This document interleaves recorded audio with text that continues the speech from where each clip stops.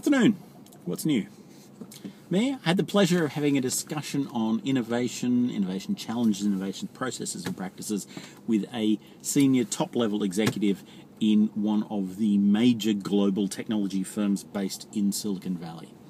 And apart from a fascinating meeting of minds on a lot of the practices that help and assist and are needed, and finding some common challenges in an organisation like that to organisations that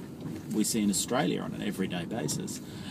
there was one stark and telling difference that I want to share with you in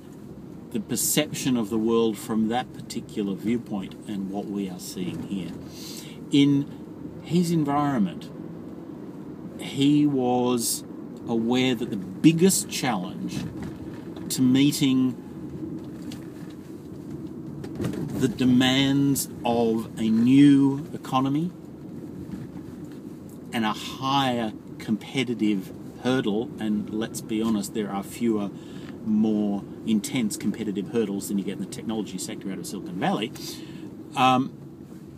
His greatest challenge was in fact bringing the staff on the journey, in taking the staff and getting them to let go of what they know, to break their boundaries, to let go of the products and services and history that they're attached to, that they've built, to find their way into the new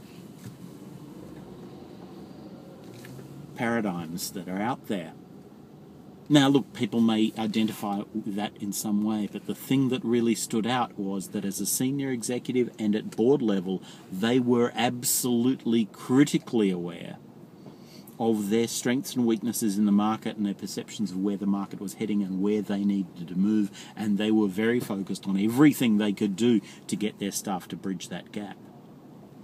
Whereas what we're seeing in Australia is there is a pent-up demand, a pent-up passion inside the staff and the middle managers, but there is a serious disconnect between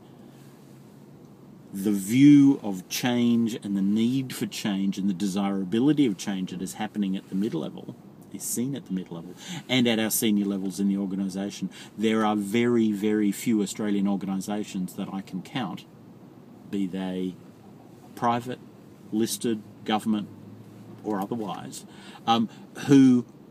I could say their board and their senior executive were truly engaged with the economic challenge they faced and were prepared to support their staff in making that gap.